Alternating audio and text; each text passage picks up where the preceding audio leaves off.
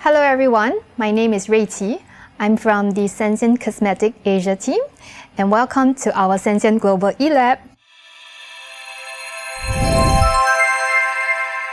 So today, I'll be showing you how to formulate a hand sanitizer. So the product we're making today will be this purple colored transparent gel containing 70% alcohol. It is actually very important for us to maintain good personal hygiene. So we should always wash our hands with soap and water, because by doing so, we can actually remove a lot of germs and also chemicals from our hands, therefore keeping us safe. And however, if soap and water is actually not readily available, a hand sanitizer actually comes in very handy because you can use them on the go. So for this formulation, what is inside will be formulating it with CoverCrew SP.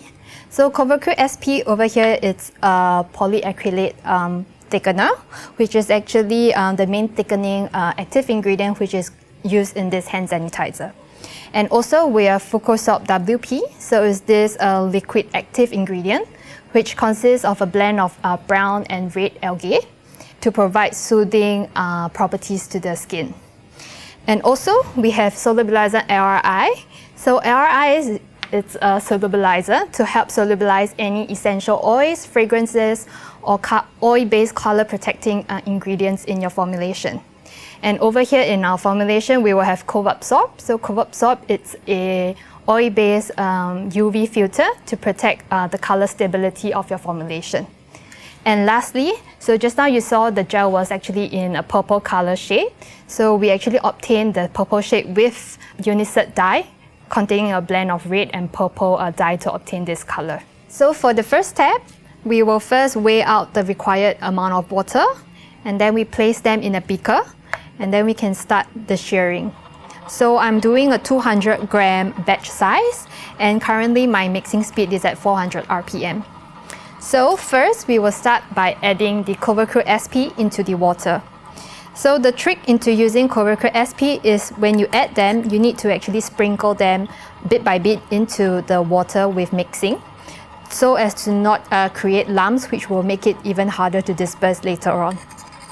So you will see that as you start to add more and more CoverCrew SP into the water phase, what happens is when the CoverCrew SP is fully hydrated, you will see that the water phase actually starts to have some slight thickening effect.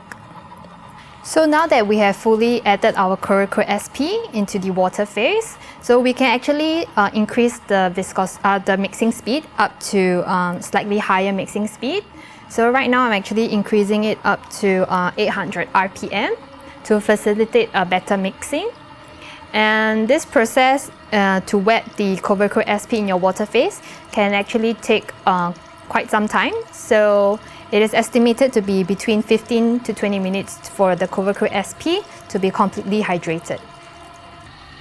So now that 20 minutes is up, so what you should obtain is a gel paste which looks like this. So after we obtain our CoverCrew SP gel, so what we will do is we can bring down the mixing speed to about 400 RPM, and then we can continue adding the other ingredients into the formulations. So first, I'll be adding some glycerine, and then I'll also add the Fucosop WP active ingredient, and then I will also be adding the dyes into the formula as well.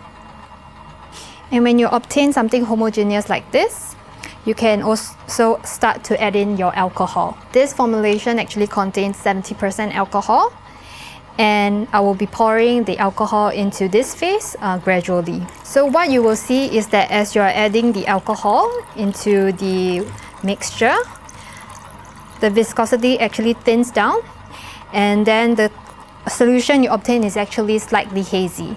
And at this stage, it is perfectly normal. So the gel will only turn transparent after we actually add the neutralizing agent to bring up the pH. So while we let this phase continue mixing, we can start to prepare another phase whereby we will be incorporating the solubilizer together with the essential oils and also CoveAbsorb, which is an oil-based color protecting ingredient. So to prepare phase C of this formulation, we have solubilizer LRI here. And then what we will do is we will add the lavender essential oil into the LRI. And we will also add co-absorb into the LRI blend. So give this phase a pre-mix, incorporating all three ingredients together. So you actually ensure that the oily phase is actually well mixed together with the solubilizer. And when we actually add this phase into the water phase, it will actually make it less hazy. So when this phase C is done, we can add them into our solution that is currently mixing. So for the last step of this formulation, we will be adding the neutralizing agent. And over here, what we have selected is actually amino-methyl-propanol as the neutralizing agent to be used in this formulation. So it's actually very important to note what type of base you need to actually select when you're neutralizing such a hydroalcoholic system. So depending on your concentration, so if you have up to 60% of alcohol, the recommended base to actually use is actually triethanolamine, which is TEA. And then if let's say your alcohol content is higher, between 60 to 80%, you might need to actually select amino-methyl-propanol, which is AMP, the ingredient I'm using here. And if you are going any higher beyond 90%, we actually recommend tetrahydropropyl ethaldiamide, which is a basic ingredient to be added to neutralize your formulation. For now, I will add this phase into the mixture, and what you will observe is that the moment I add the product, it will actually start to turn transparent, and the viscosity of the formula actually starts to increase as well.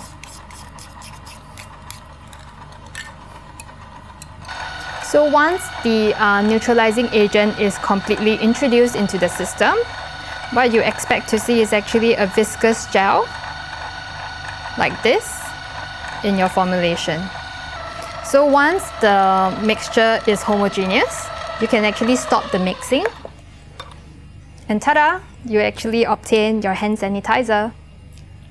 Also note that as you are, if you are going to increase your alcohol content in this formulation, what happens is with higher alcohol content, you will have a lower amount of water to actually hydrate your Cover SP in the first step.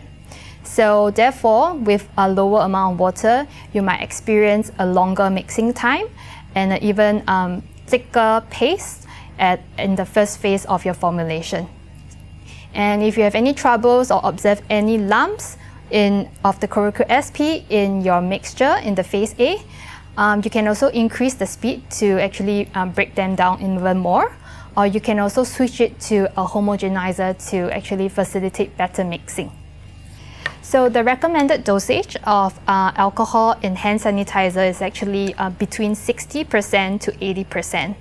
However, it is important for you to check with your local regulatory guidelines to actually see what is the minimum content of alcohol you need to add in your hand sanitizer to be able to make this claim.